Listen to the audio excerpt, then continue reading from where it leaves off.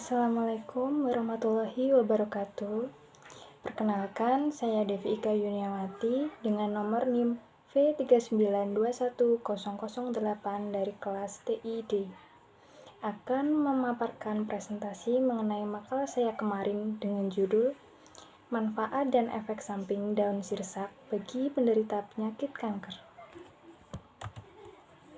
Latar belakang dari presentasi kali ini adalah menurut Organisasi Kesehatan Dunia atau WHO, penyakit kanker adalah salah satu penyebab kematian terbanyak di dunia.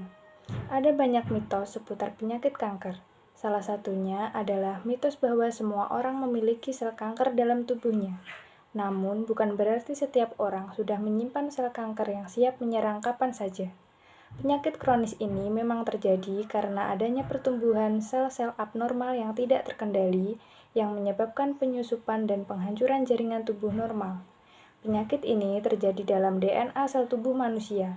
Sel-sel membentuk setiap bagian dari tubuh kita dan biasanya mereka tumbuh dan membelah hingga mencapai titik henti dan kemudian sel tersebut mati.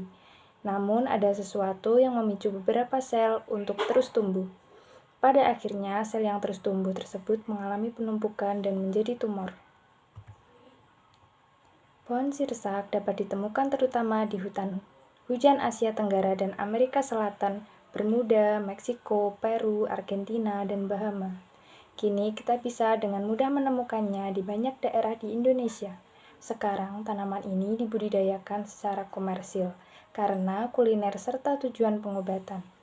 Khasiat rebusan daun sirsak dipercaya menjadi alternatif herbal dalam mencegah dan mengobati berbagai macam penyakit. Bahkan, sebuah penelitian menunjukkan bahwa rebusan daun sirsak lebih berkhasiat dibanding kemoterapi. Awal tahun 90-an, ditemukan semacam jamu herbal dari suku-suku atau tribes di Amazon yang dapat menyembuhkan beberapa penyakit berbahaya termasuk kanker. Setelah diteliti oleh para ahli farmasi dari Amerika Serikat, ternyata ramuan tersebut berasal dari daun pohon Graviola. Daun tersebut mengandung zat anti kanker yang disebut acetogenins yang dapat membunuh sel-sel kanker tanpa mengganggu sel-sel sehat dalam tubuh manusia.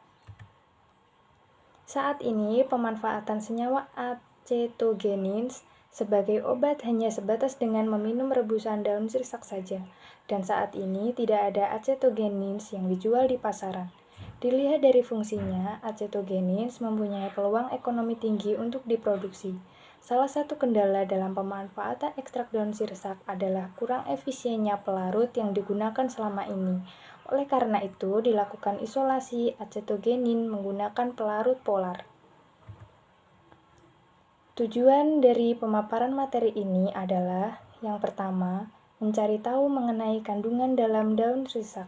Yang kedua, mencari lebih luas informasi mengenai manfaat dari kandungan yang ada dalam daun sirsak. Yang ketiga, menelaah tentang efek samping bila daun sirsak dikonsumsi dalam jangka panjang. Yang keempat, mencari informasi mengenai kemampuan dari ekstrak daun sirsak yang dapat membunuh sel bakteri. Yang kelima, mencari tahu informasi mengenai kemampuan ekstrak daun Annona muricata atau sirsak sebagai apoptosis sel kanker. Manfaat dari pemaparan materi ini yaitu yang pertama, mengetahui kandungan dalam daun sirsak. Yang kedua, mengetahui informasi mengenai manfaat kandungan yang ada dalam daun sirsak. Yang ketiga, mengetahui efek samping bila daun sirsak dikonsumsi dalam jangka panjang. Yang keempat, mengetahui kemampuan ekstrak daun sirsak dapat membunuh sel bakteri. Yang kelima, mengetahui informasi mengenai kemampuan ekstrak daun Annona muricata atau sirsak sebagai apoptosis sel kanker. Informasi-informasi dan jumlah dan jenis artikel dapat kalian akses melalui link yang saya share nanti di kolom bio ya. Hasil dan pembahasan.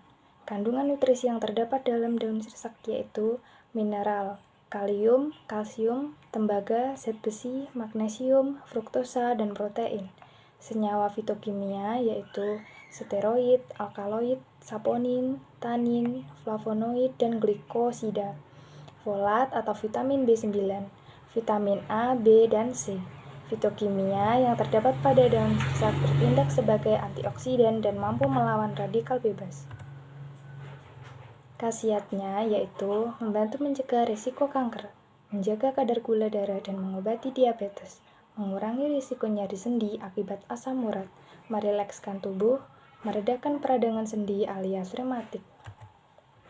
Adapun anjuran untuk tidak mengkonsumsinya, yaitu apabila menggunakan obat tekanan darah tinggi atau hipertensi, sedang menjalani pengobatan untuk diabetes, memiliki tekanan darah atau kadar trombosit yang rendah, menderita penyakit Parkinson, gangguan ginjal atau gangguan hati, hendak menjalin pemeriksaan pencitraan dengan teknologi nuklir atau nuclear imaging. Daun sirsak sudah diteliti di lebih dari 20 laboratorium sejak tahun 1970-an. Namun, kebanyakan hasilnya tak banyak dipublikasikan. Kini, peneliti dari National Cancer Institute mengonfirmasi bahwa daun sirsak memang bisa menghancurkan sel kanker dengan sangat efektif.